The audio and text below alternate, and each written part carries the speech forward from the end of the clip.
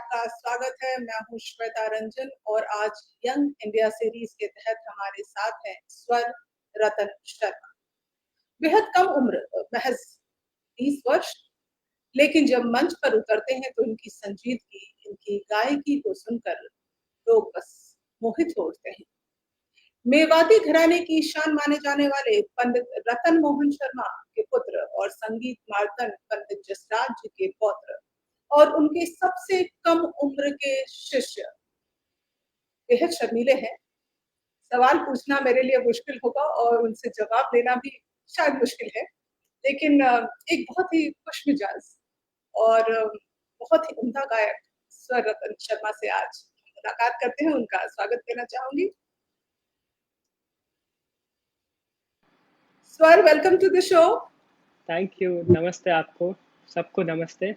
नमस्ते, कैसे हैं आप? मैं अच्छा हूँ, आप कैसी हैं? बस बिल्कुल ठीक। अच्छा, तो कैसा चल रहा है आपका अभी पिछले 3-4 महीना कैसा गुजरा है? गायकी में ही डूबे रहते हैं या कुछ और भी करते हैं? जी, अभी एक तो कॉलेज भी नहीं है और कहीं आ जा तो सकते नहीं है, जी।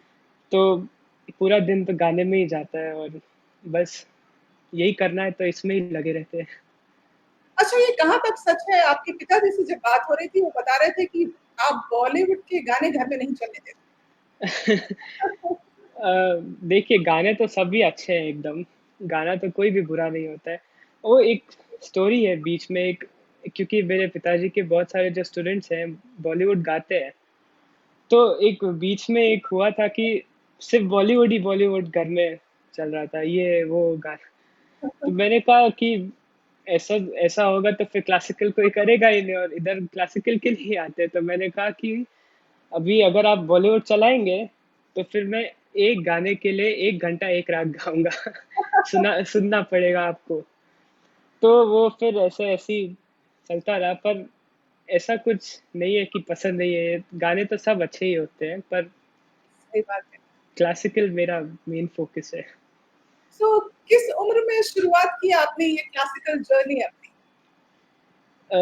ऐसे तो मेरे बर्थ से पहले ही हो गई थी चालू, क्योंकि घर में ही गाना है। तो मैं ऐसे देखे तो अपने घर में 7th जनरेशन है जो क्लासिकल म्यूजिक कर रहा है।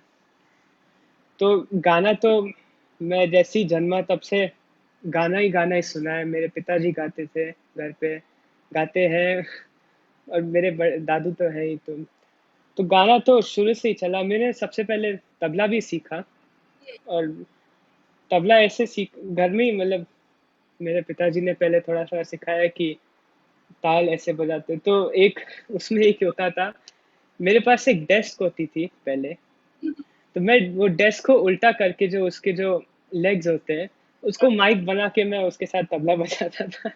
अपने जब मेरे पिताजी गाते थे, हैं अभी तो नहीं बजाता हूँ तबला इतना, तो उनके साथ मैं ऐसे ही थोड़ा थोड़ा तबला बजाता था। तो उसको मैं माइक बना के उनके साथ तबला बजाता। और फिर गाना तो तालीम कब गाना भी साथ में ही वो सिखाते थे उसके साथ ही। अच्छा, और फिर पता नहीं चला कब तालीम शुरू हो गई? जी।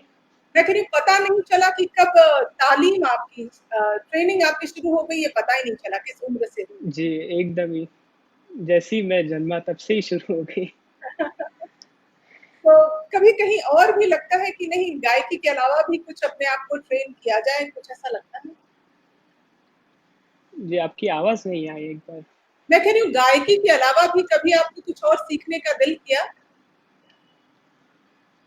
अभी बचपन में तो मेरे जनरेशन में तो मेरे जितने भी दोस्त थे जब छोटे थे सबको पायलट बनना था। अच्छा। तो मैं भी बोल देता था पायलट बनूंगा, पर ऐसे मैं कभी कुछ और सोचा नहीं कि गाने के अलावा कुछ करना है। और हम्म। क्योंकि एक तो गाना बहुत पसंद है मेरे को बचपन से ही, तो एनवायरनमेंट भी वही मिला, तो मैंने ज़्यादा सोचा नहीं, कि ज़्यादा देखना नहीं पड़ा कि क्या करना पड़ेगा। राइट। तो अभी मैं आपको बताती हूँ कि आपको कौन कौन देख रहे हैं। शायद आपके कुछ फ्रेंड्स हों, आपके चाहने वाले हों। इस वक्त जी। हमारे साथ है आदित्य कौशिक। जी, मेरे मामा है वो। अच्छा। जी। और कहते हैं good evening very talented and amazing singer स्वर। उनको भी गुड इवनिंग, उनको नमस्ते। और देख रहे हैं अभी आपको अस्तित्व, amazing to see Swar. Thank you. मेरे पिताजी के स्टूडेंट हैं। जी। जी। Arun Kumar Patuwar, God bless you Swar ji, he writes. Thank you, नाना जी हैं मेरे वो, उनको प्रणाम। बहुत बढ़िया। And Monita Mehrotra, all the best. Thank you. Ankita Soni hi लिखती हैं। सो अभी आपको जी, बहुत सारे नमस्ते। लोग दिख रहे हैं, रुद्रांश देख रहे हैं, लिखते हैं नमस्ते। सो नमस्ते। मैं बाकी के कमेंट्स इंक्लूड करती रहूंगी, इस पर आपको बताती रहूंगी। और दर्शकों से ये कहना चाहूंगी कि आपके पास कोई सवाल है, कुछ भी आप पूछना चाहते हैं स्वर की जिंदगी से जुड़ी, उनकी यात्रा से जुड़ी, अभी तो यात्रा की शुरुआत है, लेकिन फिर भी आप अपने सवाल को लिख सकते हैं और हम उन्हें कार्यक्रम में जरूर शामिल करेंगे। तो स्वर, अभी आप बीकॉम ऑनर्स कर रहे हैं जी। और जी।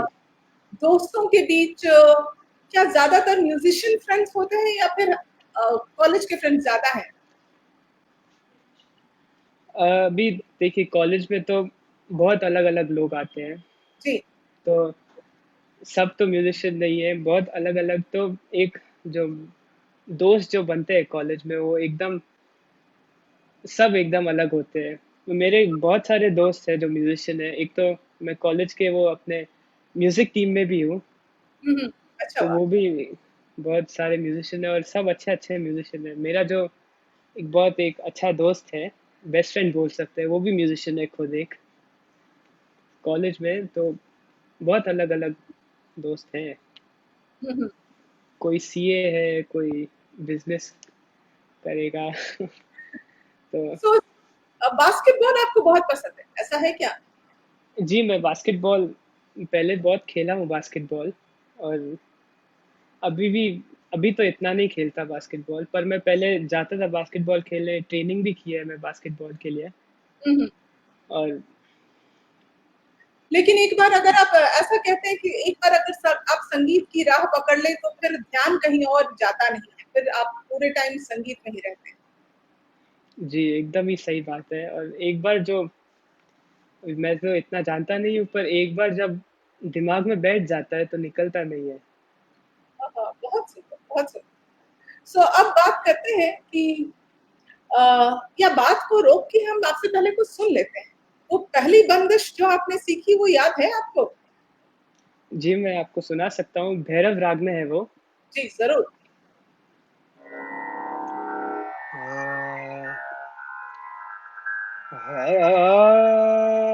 अनंत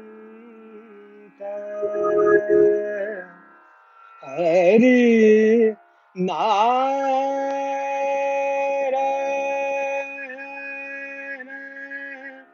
अनंत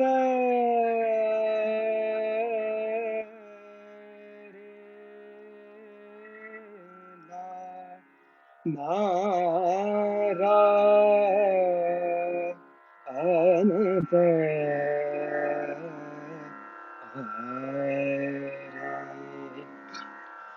श्याम सुंदर भोर भवन गे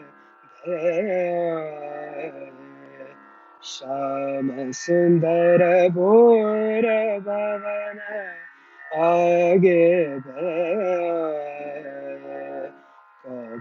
मुख चंद्रहास मेरे सखी सुख की आस कबहु बैन कबहु नैन सननी जनावे श्याम सुंदर भोर भवन मेरी हो मतनी बार उनकी उठ निसवार रहना बाट समेत कलहू बिसरावे श्याम सुंदर भोर भवन श्याम सुंदर भोर भवन श्याम सुंदर भोर भवन।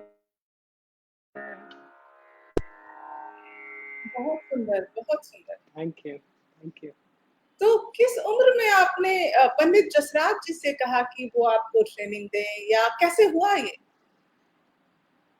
ये मेरा जब कॉलेज शुरू हुआ था एकदम जब 11th 11th में मैं था, जस्ट शुरू हुआ था और मेरे को याद है एकदम न्यू ईयर का दिन था। मतलब 31st दिसंबर की रात थी। तो मेरे को उन्होंने बोला कि आज न्यू ईयर है तो मैं उनके घर पे गया हुआ था। हुँ, तो हुँ। मैंने कहा कि आज न्यू ईयर है तो आज इधर ही मेरे साथ मनाओ क्योंकि न्यू ईयर हम लोग जब इधर वो इंडिया में रहते हैं वो तो हम उनके साथ ही मनाते हैं। तो उधर था मैं और उनके रूम में ही बैठा था उनके साथ। तो उन्होंने कहा अच्छा तानपुरा ले आओ। तो मैं लेके आया तो और उन्होंने बोला तो मैं खुश हो गया काफ़ी कि दारू सिखाएंगे। तो तानपुरा में ले आया और उन्होंने सिखाना शुरू किया और फिर उन्होंने सिखाया सिखाया सिखाया। सिखाने के बाद उन्होंने फिर मेरे को बोला कि एक तो बोला कि आप इधर आके बैठो। उन्होंने मेरे को बुलाया, बोला कि मैं तुम्हारा दादू हूँ, तो तुम मेरे से डरना मत। और फिर उन्होंने मेरे को उसी टाइम से सिखाना चालू कर दिया और अभी तक सीख। तो फिर मैं रोज़ उनके पास जाने लगा हुँ, हुँ। और ऐसे ऐसे करके फिर आज इधर। और अभी भी जब वो यूएस में है अभी तो, हुँ, हुँ। पर अभी भी वो मेरे को रोज़ सिखाते हैं, ऑनलाइन सिखाते हैं मेरे को, हुँ, पर हुँ। रोज़ सिखाते हैं वो मेरे को। तो उससे पहले जब ये तय हुआ कि आप उनसे सीखेंगे, उससे पहले भी आपके मन में इच्छा तो होती होगी कि उनसे सीखा जाए? जी, उनसे सीखना एक तो बहुत बड़ी बात है और उन बहुत बड़ी बात है। और पहले भी मेरे को ऐसा था कि मैं उनसे सीखूं, पहले से ही था। मेरे पिताजी तो सिखा दिए थे पर उनसे भी मेरे को सीखना था, वो दोनों ही सिखाते हैं। हुँ, हुँ। तो जब उन्होंने मेरे को बोला कि तानपुरा ले आओ तो मैं बहुत एक्साइटेड हो गया कि दादू सिखाएंगे, पर उसके साथ ये भी था कि उनका एक्सपेक्टेशन बहुत है। हुँ, हुँ। तो एक वो भी है कि ठीक से सब करना है वरना। तो जब आप ये कहते हैं कि एक्सपेक्टेशन बहुत है, तो इसका अर्थ क्या होता है? जी। जब आप ये कहते हैं कि एक्सपेक्टेशन बहुत है, तो एक्सपेक्टेशन मतलब आपको वो जो सिखाएँ, वो पूरी शिद्दत से आपको मेहनत से उसको सीखना है, रियाज़ करना है। जी। जी, एक्सपेक्टेशन ये है, एक तो यही है कि मैं पूरा ध्यान इसमें ही लगाऊँ और जब वो सिखाएँ तो जो-जो वो कर रहे हैं तो मैं उसको ट्राई करूँ कि मैं अच्छे से करूँ, कि वो अच्छे से आए और उनसे फिर मैं अच्छे से सीखूँ ही। और पूरा ध्यान जब वो सिखाते हैं तो वो बोलते हैं कि पूरा ध्यान उसमें ही रहना चाहिए और कुछ उसमें आना नहीं चाहिए बीच में। जब गाना चल रहा है तो सिर्फ़ गाना ही दिमाग में होना चाहिए।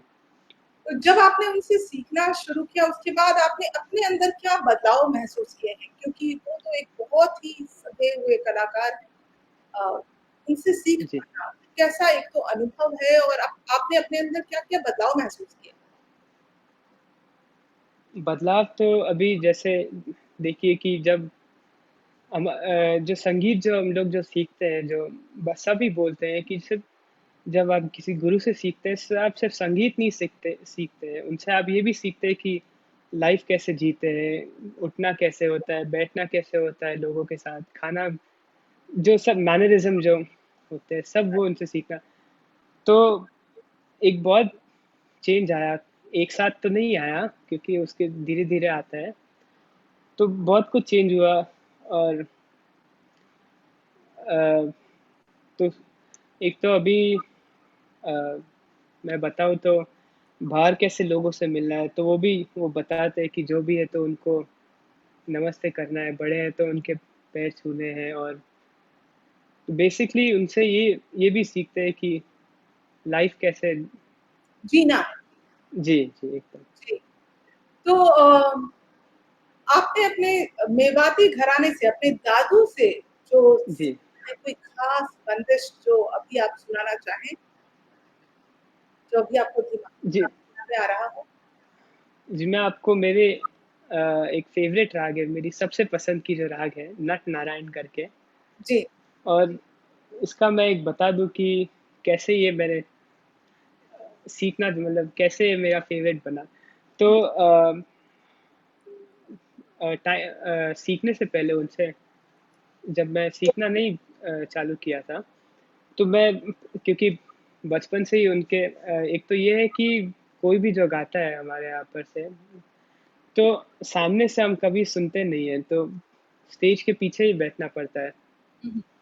तो एक मैं उनके साथ एक प्रोग्राम में था, पीछे बैठा था, तो उन्होंने ये राग गाया था, और तब मेरे को पता नहीं था क्या राग है, पर एक तो ये हुआ कि मेरे को पता नहीं है, तो क्यूरोसिटी एक दिमाग में आ गई, और मेरे को इतना पसंद आया कि मैं जब घर आया वापस हम प्रोग्राम से, तो मैंने अपने पिताजी से पूछा कि क्या राग है ये, मेरे को बहुत पसंद आया। तो उन्होंने बताया कि नट नारायण है। तो मैंने कहा मेरे को ये सीखना है। तुमने कहा वो दादू से ही सीखना तुम। तो जी। और उसी, मेरे ख्याल से उसी साल मैंने उनसे सीखना चालू किया। हुँ, तो धीरे धीरे जब मैं उनसे सीख चालू किया, तो मैं अभी बोला कि उनसे कैसे बोलूँ कि मेरे को एक तो बहुत बड़ी राग है। हाँ, एक मुश्किल कॉम्पोज़िशन है और दूसरा कि जब आपने शायद एक बार नटनारायण की प्रस्तुति की थी तो उसको लेकर बहुत तारीफ़ भी हुई क्योंकि वो इतने कम उम्र के में गा पाना मुश्किल है। जितने उम्र में आपने उसकी प्रस्तुति दी आज से 2 साल पहले शायद। जी, वो तो उन्होंने सिखाया, इसकी वजह से मैं थोड़ा बहुत गा पाया। आप बता रहे थे कि फिर आपने कैसे कहा पंडित जी से? जी, तो मैंने बहुत, अभी मैं सोचा कि पहले तो मैं अपने आप को थोड़ा कॉन्फिडेंट किया कि मैं पूछूंगा पूछूंगा। तो धीरे धीरे मैं एक दिन रात को, क्योंकि अभी जब उनके पास जाते हैं तो फिर मैं घर जो वापस आता हूँ 1 बजे 12 बजे ऐसे आता हूँ घर में। तो वो लेटे हुए थे अपने रूम में, रात रात हो रही थी काफ़ी। तो मैंने अपने आप को बोला कि नहीं, बोलूँगा। आज मैं पूछ लेता हूँ, अभी जो होगा वो देखेंगे। या तो डांट देंगे कि पहले ये पहले गाना तो सीखो कैसे हो। हाँ, हाँ। या तो सिखाएंगे। तो मैंने कहा ठीक है, अभी जो भी होगा। तो मैं बिस्तर पे, तो मैंने कहा कि दादू, आप मेरे को नट नारायण सिखाइए ना प्लीज। तो अभी मैंने तो सोचा था कि या तो डांट देंगे या तो बोलेंगे कि ठीक है, पर उल्टा ही हुआ, वो हंसने लग गए। हंसने लग गए, तो मैं, मेरे को पता नहीं चला कि क्या हुआ। तो उन्होंने कहा "तुम नट नारायण क्यों"? मैंने कहा दादू, मेरे को बहुत पसंद है ये राग, और क्योंकि अब जब वो प्रोग्राम में गाया था उसके बाद मैं बहुत उसका रिकॉर्डिंग सुना। हुँ, हुँ। तो मैं उनको बताया कि मेरे को बहुत पसंद आया है राग, और आप प्लीज़ मेरे को ये सिखाइए। तो उन्होंने कहा ठीक है। तो रात को थोड़ा उन्होंने बताया, तो फिर अब अगले दिन जब मैं गया, उन्होंने सिखाना शुरू किया, और फिर वो जो पूरा साल था, मैंने वो एक ही राग पूरा उसका ओह! ही रियाज़ किया, उसकी साधना की। और फिर जब नवंबर में, जब जो हमारा जो कॉन्फ्रेंस होता है हैदराबाद में, पंडित मणिराम पंडित मोतीराम संगीत समारोह, तो वहाँ मेरे को फिर उन्होंने बोला कि इस बार हम लोग स्वर का डेब्यू करेंगे, उन्होंने बताया। तो ताकि उधर से ही फिर मेरा गाना शुरू हुआ। हुँ, हुँ। तो मैं उधर ये राग गाया, तो मैं 17 साल का था तब। हुँ, हुँ। तो मैंने गाया, तो उनके आशीर्वाद से और सबके आशीर्वाद से सब अच्छे से हो गया। हुँ, हुँ। तो वो फिर इस सुनाइए तरह ना, मैंने, नटनारायण सुनाइए ना। जी मैं आपको सुनाता हूँ।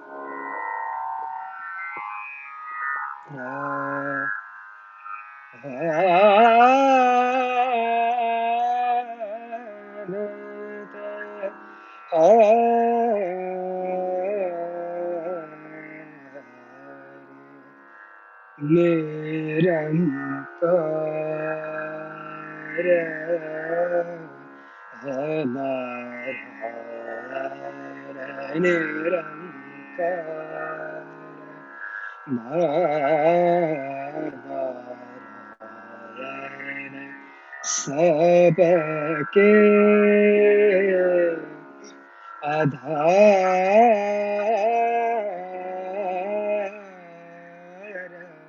निरंकार। हरे नारायण सबके आधार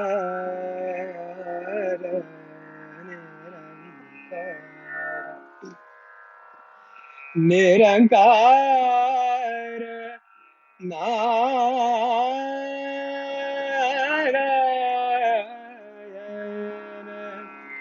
सबके आधार निरंकार सुर नर मुनि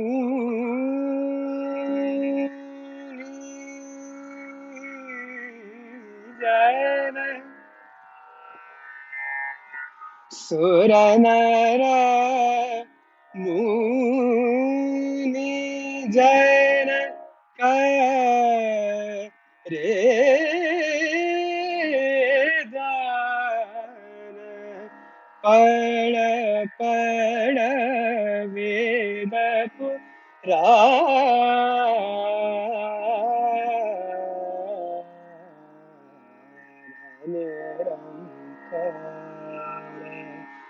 निरंकार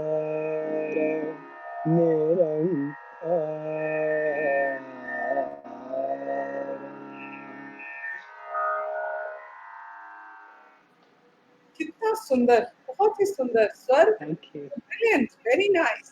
थैंक यू सो ये जो बंदिश है झपताल में, और ये मेरे ग्रेट ग्रैंडफादर संगीत रत्न पंडित मोतीराम जी की बनाई हुई है। सो मैं आपको बताना चाहूंगी कि इस वक्त कौन-कौन है जो आपको देख रहे हैं।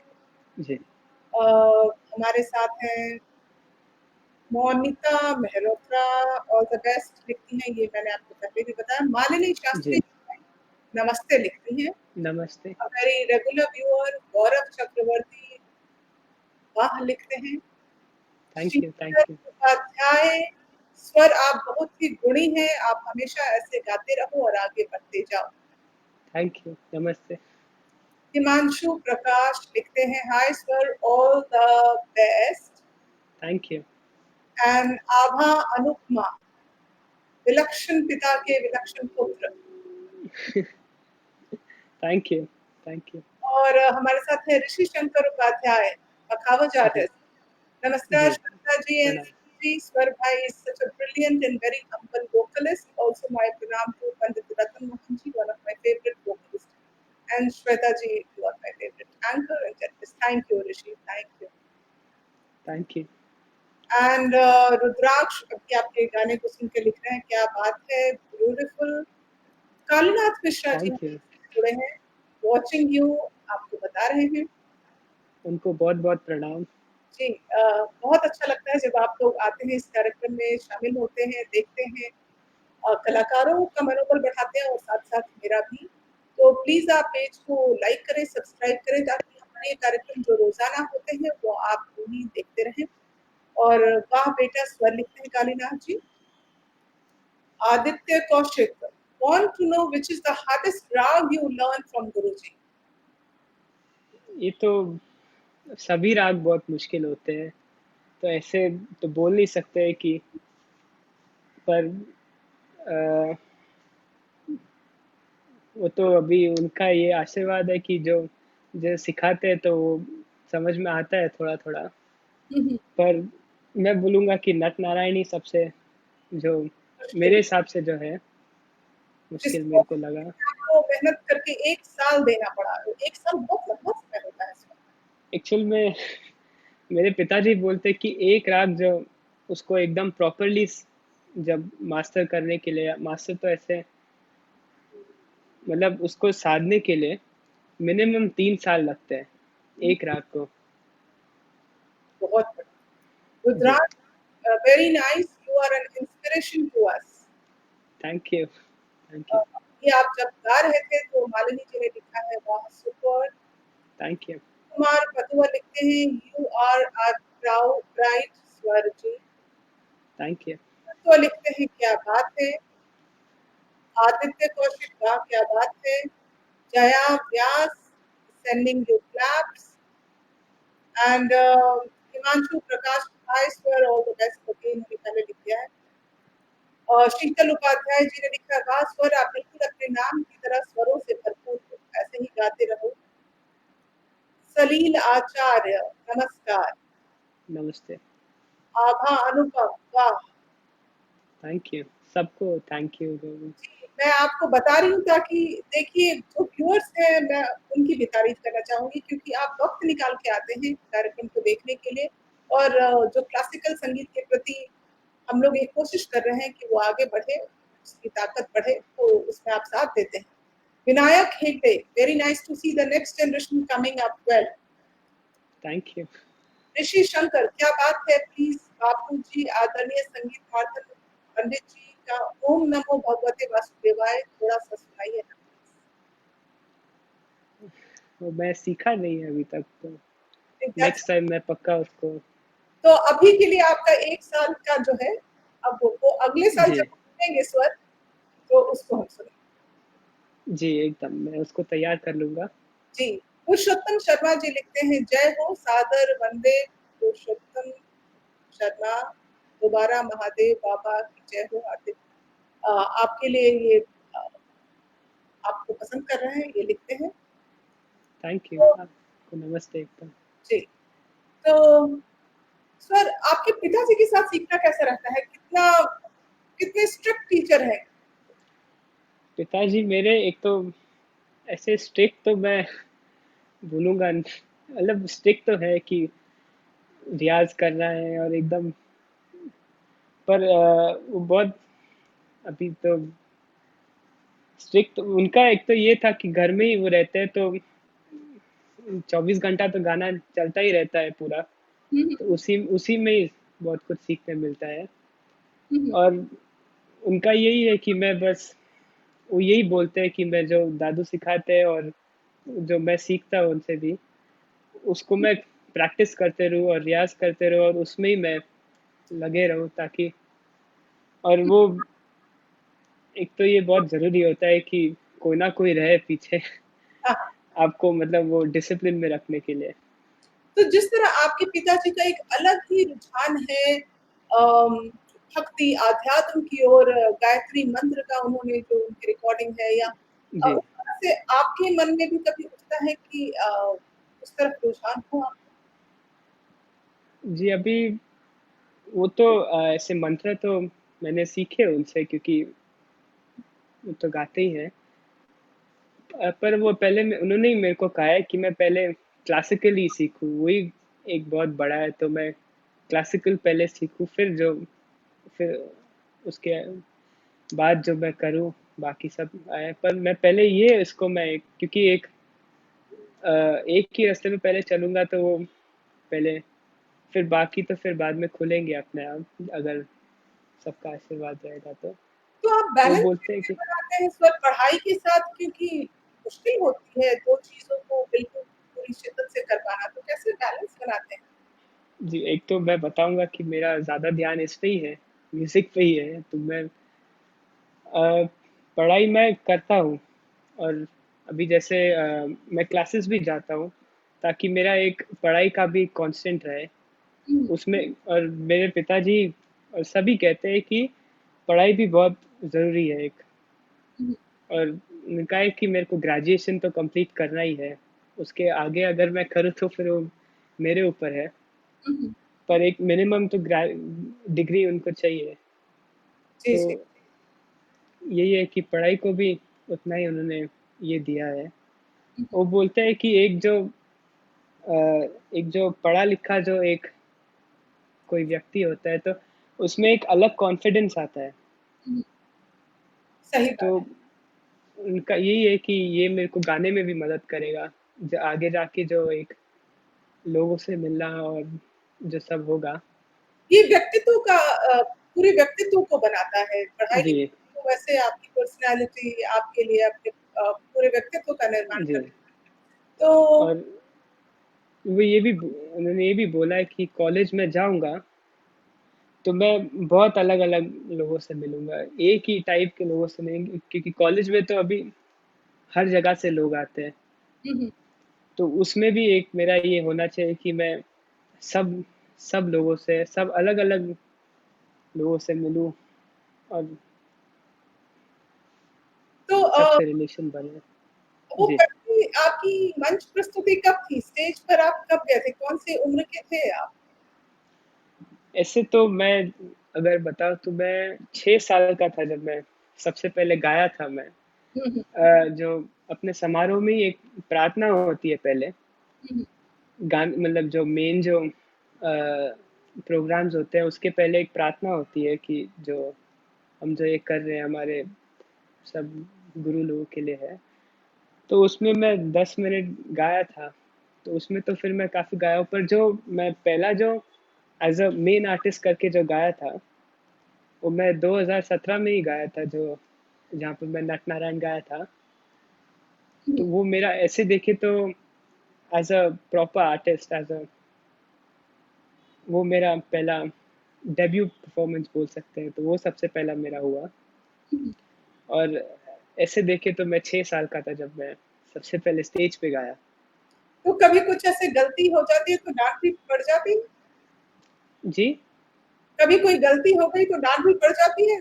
पंडित जी से या आपके पिताजी से? जी, डाँट तो पड़ती है क्योंकि उनको एक तो एक्सपेक्टेशन बहुत होता है, तो उसके साथ रिस्पॉन्सिबिलिटी भी बहुत आती है, तो गलती होती है तो वो डाँटते भी है कि और वो फिर वो बोलते भी है कि डाँटना को बुरा नहीं मानना, क्योंकि उनको एक्सपेक्टेशन बहुत है तो उसके साथ डाँट तो आएगी। ज़रूर, ज़रूर। बहुत सुंदर। जी, और हमारे साथ हैं उम, शंकर तिवारी जी। जी, अ, नमस्ते उनको, नमस्ते प्रणाम, लिखते हैं, ऋषि भैया प्रणाम। प्रणाम। अ, अच्छा वो ऋषि शंकर उपाध्याय जी लिखते हैं।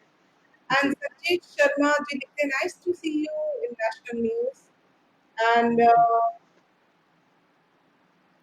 शंकर तिवारी लिखते हैं, रतन जी तराना किंग। जी, आपको तराना सीखने की इच्छा है क्या?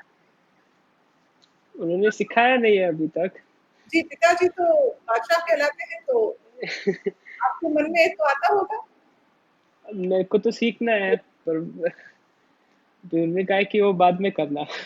हाँ, हाँ। अभी तराना तो सभी गाते हैं, पर वो मैंने ट्राई किया है, उन्होंने ट्राई भी किया था कि वो उनके जैसा तराना हो, पर वो नहीं होता है। हुँ, हुँ। वो वन एंड ओनली है एकदम। शंकर तिवारी जी एक प्रश्न पूछ रहे हैं, इतने बड़े जी, घराने से बिलॉन्ग करते हुए किसी तरह का प्रेशर फ़ील करते हैं कभी? प्रेशर रिस्पॉन्सिबिलिटी तो है, उसका तो एक प्रेशर होता ही है, पर मेरा यही मानना है कि अभी मेरे को ये बहुत पसंद है, म्यूज़िक तो बहुत पसंद है। तो ऐसा प्रेशर नहीं है, और मेरे को ऐसे देखे तो बचपन से मेरे को ऐसा प्रेशर नहीं था कि नहीं गाना ही गाना है। हुँ, हुँ। तो तो मैंने ये खुद से ही किया कि नहीं मेरे को गाना गाना है। पर मेरे को ऐसे किसी ने ऐसा प्रेशर नहीं किया कि नहीं गाना ही है, गाना ही है। तो वैसा नहीं था, पर एक जो रिस्पॉन्सिबिलिटी है कि नहीं अच्छे से करना है और आगे लेके जाना है घराने को, वो हुँ, तो एक रिस्पॉन्सिबिलिटी का प्रेशर है। जी। पर जी, तो स्वर हम कार्यक्रम को क्लोज़ करें उससे पहले एक मैं चाहूँगी कि आपसे अनुरोध करूँगी आप सुनाएँ अ, कुछ अलग-सा, कुछ ख़ास आपने मारवाड़ी सुनाने का आपने ज़िक्र किया था कि आप सुना सकते हैं और वो बड़ा ख़्याल आप सुनाना चाहते हैं तो सुना जी सकते हैं। एक एक देसी तोड़ी करके एक राग है। तो मेरे को मेरे पिताजी ने बताया था कि जो पुरानी जो बंदिशें होती थी काफ़ी सारी, वो मारवाड़ी में होती थी। क्योंकि देखें तो बहुत सारे आर्टिस्ट उसी रीजन से आते हैं, और तो जो पुरानी कुछ बंदिशें है वो मारवाड़ी में है, तो मैंने सीखी है अभी। फोक तो मैंने नहीं सीखा है, हुँ, हुँ। पर मैंने ये बंदिश सीखी है, एक बड़ा ख्याल है।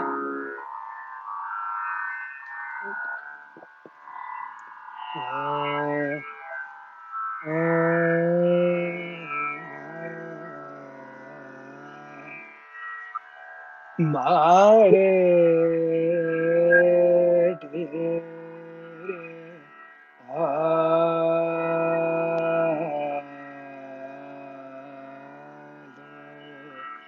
हालो जे महाराजा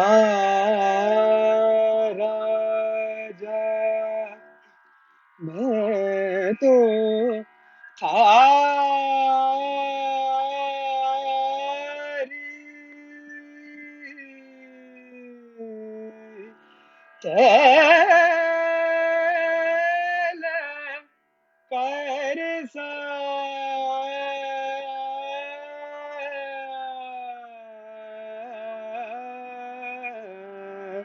Badila Madre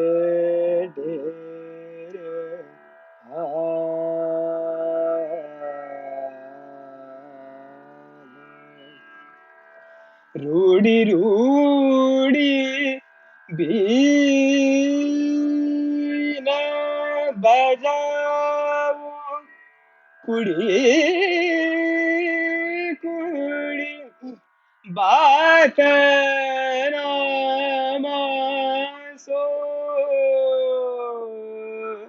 करो बदला मारे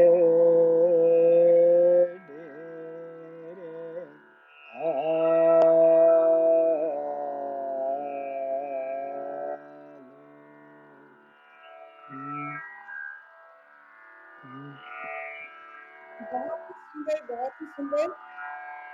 तो आपके लिए और फरमाइश आ रही है, थोड़ा मैं शामिल कर लेती हूँ। जी वैसे तो हम अच्छा, हमारे साथ एक बहुत ही बेहतरीन सरोद प्लेयर है रणजीत सेन गुप्ता जी। जी अरे, उनको प्रणाम। थैंक यू दादा। एंड शंकर तिवारी लिखते हैं नाइस रेंडिशन स्वर जी। Thank you. तो लिखते हैं आहा क्या बात है। Thank you. एंड लोकेश आनंद लिखते हैं जय हो स्वर बाबा। प्रणाम लोकेश अंकल। एंड एक है आदित्य कौशिक जी की तरफ से, माता जी कथा सुनाए प्लीज थोड़ा सा। लेकिन उससे पहले मैं आपको एक संदेश पहुंचाना चाहूंगी जो आपकी नानी की तरफ से है। जी, अरुण कुमार पतवा लिखते हैं मेरा आशीर्वाद डियर बेटा बाय रेखा नानी। उनको भी प्रणाम। जी, तो क्या हम इस वक्त आदित्य कौशिक जी की फरमाइश को ले सकते हैं सर? मैं तैयार तो ऐसे है नहीं, मैं थोड़ा थोड़ा सुना सकता हूँ।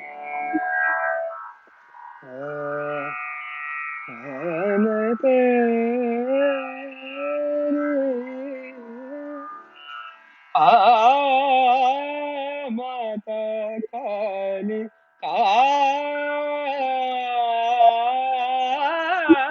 माता काली का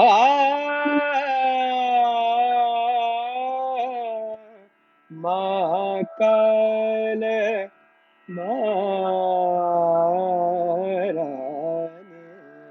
महाकाल महारानी महाकाल महारानी जगत जननी भवानी भवानी भवानी माता काली का माता काली का खड़ग मूड खपर कर धरनी कर धरनी कर धरनी असुर हरनी जग निर्भय करनी चरण तारिणी भक्त पालिका दया दानी भवानी भवानी भवानी माता काली का माता काली का माता काली का माता काली का।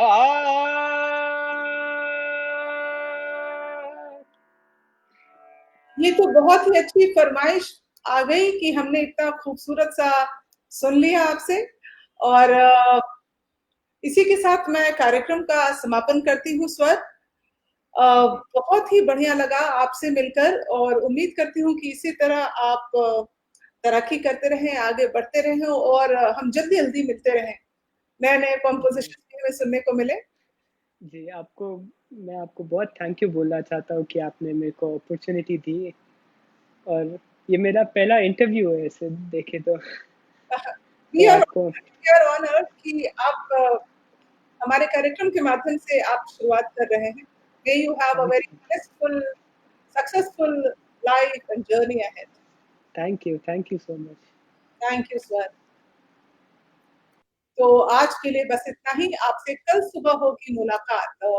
डॉक्टर अनुज कुमार धामा होंगे हमारे साथ, पीडियाट्रिशियन है और what covid does to a child's body, इस पर कल हम चर्चा करेंगे क्योंकि एक रिपोर्ट के अनुसार ये माना जा रहा है कि अपर रेस्पिरेटरी ट्रैक्ट जो बच्चों का है, अम, उसमें ज़्यादा केस लोड है कोरोना वायरस की। तो अ, कैसे ये बच्चों को अफ़ेक्ट करता है, इस पर कल हम चर्चा करेंगे। आप अपने सवाल रख सकते हैं। अगर आप किसी परेशानी से गुज़र रहे हैं कोरोना वायरस को लेकर, तो आप वो भी समस्या रख सकते हैं और आप डॉक्टर से सीधा जुड़ सकते हैं। और साथ ही मैं आपको कल शाम के कार्यक्रम के बारे में बता दूँ, हमारे साथ होंगी शिरीन सेन गुप्ता, एक जानी-मानी वोकलिस्ट है। कल शाम आप इनसे 7 बजे हमारे कार्यक्रम के माध्यम से मिल सकते हैं। तो नेशनल खबर के पेज को ज़रूर लाइक करें ताकि आप इस तरह के बेहतरीन कलाकारों से और एक्सपर्ट से रोज़ाना मिलते रहें। अभी दीजिए इजाज़त। नमस्कार।